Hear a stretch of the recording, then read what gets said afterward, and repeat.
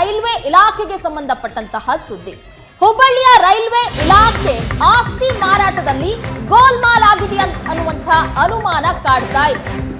100 ಕೋಟಿ ರೂಪಾಯಿ ಮೌಲ್ಯದ ರೈಲ್ವೆ ಆಸ್ತಿ ಚೀಪ್ ಆಗಿ ಹರಾಜಿಗೆ ಇಡಲಾಗಿದೆ. ಹರಾಜು ಪ್ರಕ್ರಿಯೆಯಲ್ಲಿ ಪ್ರಭಾವಿಗಳ ಕೈವಾಡದ ಶಂಕೆ ವ್ಯಕ್ತವಾಗ್ತಾ ಇದೆ. ಹುಬ್ಬಳ್ಳಿ ರೈಲ್ವೆ ಇಲಾಖೆ ಆಸ್ತಿ ಮಾರಾಟದಲ್ಲಿ ಗೋಲ್ಮಾಲ್ ಆಗಿದೆಯಾ? ಹಾಗಾದ್ರೆ 100 ಕೋಟಿ ರೂಪಾಯಿ ಮೌಲ್ಯದ ರೈಲ್ವೆ ಆಸ್ತಿ ಚೀಪ್ ರೇಟ್ಗೆ ಹರಾಜಾಗಿದೆಯಾ? ಹರಾಜು ಪ್ರಕ್ರಿಯೆಯಲ್ಲಿ ಪ್ರಭಾವಿಗಳ ಕೈವಾಡದ ಶಂಕೆ ವ್ಯಕ್ತವಾಗ್ತಾ ಇದೆ. 3 ಗಂಟೆಯ ಕರ್ನಾಟಕ ಅಗ್ರವಾರ್ತೆಯ ಮೊದಲ ಎಕ್ಸ್ಕ್ಲೂಸಿವ್ ಆದಂತಹ ಸ್ಟೋರಿ. ಹುಬ್ಬಳ್ಳಿ ರೈಲ್ವೆ ಇಲಾಖೆ ಆಸ್ತಿ ವಿಚಾರಕ್ಕೆ ಸಂಬಂಧಪಟ್ಟಂತಹ ಸುದ್ದಿ. 100 ಕೋಟಿ ಮೌಲ್ಯದ ರೈಲ್ವೆ ಆಸ್ತಿ ಚೀಪ್ ರೇಟ್ಗೆ ಹರಾಜು ಹಾಕಲಾಗ್ತಿದೆಯಾ? ಹುಬ್ಬಳ್ಳಿ ರೈಲ್ವೆ ಇಲಾಖೆಯ ಈ ಆಸ್ತಿ ಏನಿದೆ, ಈ ಆಸ್ತಿಯನ್ನ ಬಿಡಿಗಾಸಿಗೆ ಪರಭಾರೆ ಮಾಡಿದ್ದಾರೆ. ಎಂಟಿಎಸ್ ಕಾಲನಿಯ 13 ಎಕರೆ ಭೂಮಿ ಅದು 99 ವರ್ಷಕ್ಕೆ ಲೀಸ್ ಕೊಟ್ಟಿದ್ದು. ರೈಲು ಭೂ ಅಭಿವೃದ್ಧಿ ಪ್ರಾಧಿಕಾರದಿಂದ ಭೂಮಿಯನ್ನ ಲೀಸ್ಗೆ ಕೊಡುವಂತಹ ಪ್ಲಾನಿಂಗ್ ಆಗ್ತಾ ಇದೆ. ಎಂಟಿಎಸ್ ಕಾಲನಿಯಲ್ಲಿರುವಂತಹ ಕೋಟ್ಯಂತರ ರೂಪಾಯಿ ಮೌಲ್ಯದ ಜಾಗ ಅದು, ರೈಲ್ವೆ ಜಾಗ. ರಾಷ್ಟ್ರೀಯ ಹೆದ್ದಾರಿಗೆ ಹೊಂದಿಕೊಂಡಂತೆ ಇದೆ. ಬರೋಬ್ಬರಿ 13 ಎಕರೆ ಜಾಗ ಇದೆ. ಆ ದುಬಾರಿ ಬೆಲೆಯ ಭೂಮಿಯನ್ನ ಅಗ್ಗದ ದರಕ್ಕೆ ಪರಭಾರೆ ಮಾಡುವಂತಹ ಪ್ಲಾನಿಂಗ್ ಆಗಿದೆಯಾ? ಹಾಗಿದ್ರೆ ಟೆಂಡರ್ನಲ್ಲಿ ಎಕರೆಗೆ 6.5 ಕೋಟಿ ಮೌಲ್ಯವನ್ನ ಫಿಕ್ಸ್ ಮಾಡಿದ್ರು ಅಧಿಕಾರಿಗಳು. ರೈಲ್ವೆ ಪ್ರಾಧಿಕಾರದ ಅಧಿಕಾರಿಗಳ ನಡೆಯ ಬಗ್ಗೆ ಸಂಶಯ ವ್ಯಕ್ತವಾಗ್ತಾ ಇದೆ. ಈಗಾಗಲೇ 2 ಬಾರಿ ಟೆಂಡರ್ ಕರೆದಿತ್ತು ರೈಲ್ವೆ ಪ್ರಾಧಿಕಾರ. ಆ ಟೆಂಡರ್ನಲ್ಲಿ ಎಕರೆಗೆ 6.5 ಕೋಟಿ ಮೌಲ್ಯವನ್ನ ಫಿಕ್ಸ್ ಮಾಡಿದ್ರು ಅಧಿಕಾರಿಗಳು. 2 ಬಾರಿ ಹರಾಜು ಕರೆದ್ರು ಕೂಡ ಬಿಡ್ದಾರರು ಭಾಗಿಯಾಗಿಲ್ಲ. ಹೀಗಾಗಿ ನಾಳೆ ಮತ್ತೆ ಹೊಸದಾಗಿ ಟೆಂಡರ್ ಅನ್ನ ಕರೆದಿದೆ ರೈಲ್ವೆ ಇಲಾಖೆ. ಎಕರೆಗೆ 4.5 ಕೋಟಿ ರೂಪಾಯಿಯನ್ನ ಫಿಕ್ಸ್ ಮಾಡಿದ್ದಾರೆ. ಈ ಬಗ್ಗೆ ಈಗ ಅನುಮಾನ ವ್ಯಕ್ತವಾಗ್ತಾ ಇರುವಂತದ್ದು. ದುಬಾರಿ ಬೆಲೆಯ ಭೂಮಿಯನ್ನ ಹಾಗಿದ್ರೆ ಅಗ್ಗದ ದರಕ್ಕೆ ಕೊಡೋದಕ್ಕೆ ಪ್ಲಾನಿಂಗ್ ನಡೆದಿದ್ಯಾ?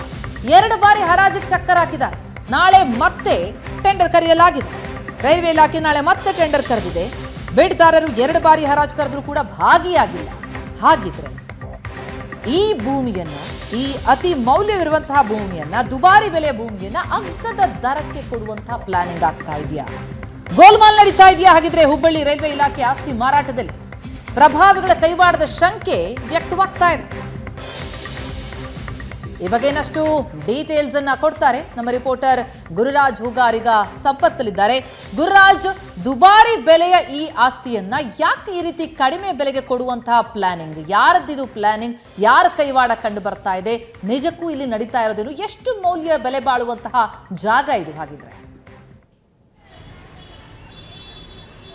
ಪ್ರತಿಮಾ, ಏನಂತ ಹೇಳಿದ್ರೆ ಹುಬ್ಬಳ್ಳಿಯ ಹೃದಯ ಭಾಗದಲ್ಲಿರುವಂತಹ ಎಂಟಿಎಸ್ ಕಾಲೋನಿ ಸುಮಾರು ವರ್ಷಗಳ ಕಾಲ ರೈಲ್ವೆ ನೌಕರರು ಅಲ್ಲಿ ಕ್ವಾರ್ಟರ್ಸ್ಗಳನ್ನು ಕಟ್ಕೊಂಡಿದ್ರು.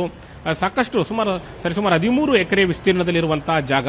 ಆದರೆ ಇತ್ತೀಚೆಗೆ ನೈಋತ್ಯ ರೈಲ್ವೆ ವಿಭಾಗ ಹುಬ್ಬಳ್ಳಿಗೆ ಸ್ಥಳಾಂತರಗೊಂಡ ನಂತರ ಕಚೇರಿಗಳನ್ನ ಎಲ್ಲವೂ ಕೂಡ ಗದಗ ರಸ್ತೆಗೆ ಸ್ಥಳಾಂತರ ಮಾಡಲಾಗಿದೆ. ಆದರೆ ಈಗಲೂ ಕೂಡ ಹಳೆ ಕ್ವಾರ್ಟರ್ಸ್ಗಳೆಲ್ಲವೂ ಕೂಡ ಅಲ್ಲಿದೆ, ಕೆಲವು ಶಿಥಿಲಾವಸ್ಥೆಯಲ್ಲಿದೆ.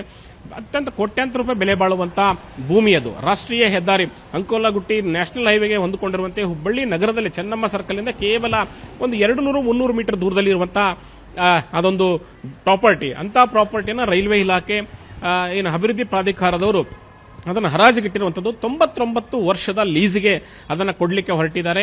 ಅತ್ಯಂತ ಕಡಿಮೆ ದರದಲ್ಲಿ ಅದನ್ನು ಕೊಡಲಿಕ್ಕೆ ಹೊರಟಿರುವಂಥದ್ದು. ಸರಿಸುಮಾರು 13 ಎಕರೆ ಪ್ರಾಪರ್ಟಿಯನ್ನು 83 ಕೋಟಿಗೆ ರೈಲ್ವೆ ಇಲಾಖೆ ಕೊಡಲಿಕ್ಕೆ ಹೊರಟಿದೆ. ಇದು ಸಂಶಯಕ್ಕೆ ಎಡೆ ಮಾಡಿಕೊಟ್ಟಿರುವಂಥದ್ದು. ಪ್ರತಿಮಾ, ಏನಂತ ಹೇಳಿದ್ರೆ ಹುಬ್ಬಳ್ಳಿಯಲ್ಲಿ ಅದರ ಸುತ್ತಮುತ್ತಲಿರುವಂತಹ ಜಮೀನನ್ನ ನಾವು ಸರ್ಕಾರಿ ವ್ಯಾಲ್ಯೂವನ್ನು ಕನ್ಸಿಡರ್ ಮಾಡೋದಾದ್ರೆ ಸರಿಸುಮಾರು 20 ರಿಂದ 22 ಸಾವಿರ ರೂಪಾಯಿ ಪ್ರತಿ ಚದರ ಮೀಟರ್ಗೆ ಅಲ್ಲಿ ಜಾಗದ ವ್ಯಾಲ್ಯೂ ಇದೆ. ಸರ್ಕಾರಿ ನೋಂದಣಿ ಅಧಿಕಾರಿಗಳು ಹೇಳುವಂತೆ ರೆಸಿಡೆನ್ಸಿಯಲ್ ಪ್ಲಾಟ್ಗೂ ಕೂಡ ಸರಿಸುಮಾರು 13 ಸಾವಿರ ರೂಪಾಯಿ ಸರ್ಕಾರಿ ಮೌಲ್ಯವನ್ನ ಸರ್ಕಾರವೇ ನಿಗದಿ ಮಾಡಿದೆ. ಈಗಿರುವಾಗ ಕೋಟ್ಯಾಂತರ ರೂಪಾಯಿ ಬೆಲೆ ಬಾಳುವಂತಹ ಜಮೀನನ್ನ, ಸುಮಾರು 150 ಕೋಟಿಗೂ ಅಧಿಕ ಬೆಲೆ ಬಾಳುವಂತಹ ಜಮೀನನ್ನ ಕೇವಲ 83 ಕೋಟಿಗೆ ರೈಲ್ವೆ ಇಲಾಖೆ ಹರಾಜಿಗೆ ಇಟ್ಟಿರುವಂತದ್ದು ಸಾಕಷ್ಟು ಸಂಶಯಗಳು ಹೇಳಿ ಮಾಡಿಕೊಡ್ತಾ ಇದೆ. ಇದರಲ್ಲಿ ಪ್ರಭಾವಿಗಳ ಕೈವಾಡ ಇದೆ ಅನ್ನುವಂಥ ಮಾತು ಕೂಡ ಕೇಳಿ ಬರ್ತಾ ಇದೆ. ಆ ಪ್ರಭಾವಿಗಳು ತಮ್ಮ ಕುಟುಂಬದ ಸದಸ್ಯರಿಗೆ ಆಪ್ತರಾದಂತಹ ಉದ್ಯಮಿಗಳ ಮೂಲಕ ಆ ಒಂದು ಭೂಮಿಯನ್ನ ಖರೀದಿಸಲಿಕ್ಕೆ ಸಂಚು ರೂಪಿಸಿರುವಂತದ್ದು ಕೂಡ ಈಗ ಒಂದೊಂದೇ ಅಂಶಗಳು ಬೆಳಕಿಗೆ ಬರ್ತಾ ಇದೆ. ಅಷ್ಟೇ ಅಲ್ಲ, ನೈಋತ್ಯ ರೈಲ್ವೆಗೆ ಈ ಆಸ್ತಿಯನ್ನ ಮಾರಾಟ ಮಾಡುವಂತದ್ದು ಅಥವಾ ಪರಭಾರೆ ಮಾಡಲಿಕ್ಕೆ ಯಾಕೆ ಇಷ್ಟೊಂದು ಉತ್ಸುಕತೆ ಅನ್ನುವಂಥ ವಿಚಾರ ಕೆದಕಿದಾಗ ಸಾಕಷ್ಟು ಪ್ರಭಾವಿಗಳ ಕೈವಾಡ ಇದರಲ್ಲಿರುವಂತ ಗೊತ್ತಾಗ್ತಾ ಇದೆ.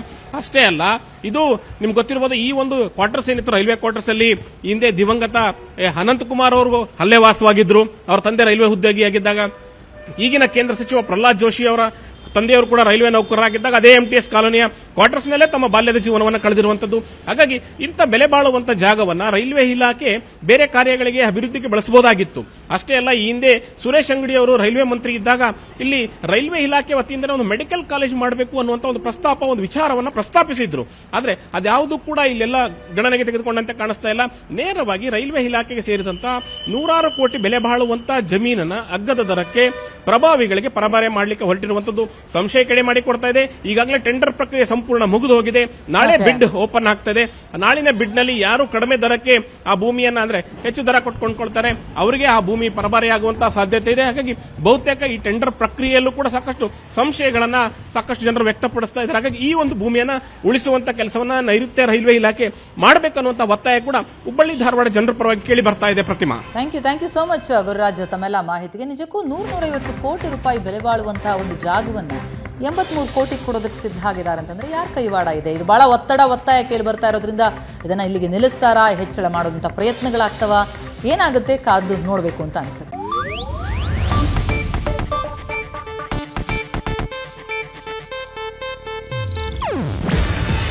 ಇದು ಏಷ್ಯಾನೆಟ್ ನ್ಯೂಸ್ ನೆಟ್ವರ್ಕ್ ಪ್ರಸ್ತುತಿ. ನೀವು ನೋಡ್ತಿದ್ದೀರಾ ಏಷ್ಯಾನೆಟ್ ಸುವರ್ಣ ನ್ಯೂಸ್.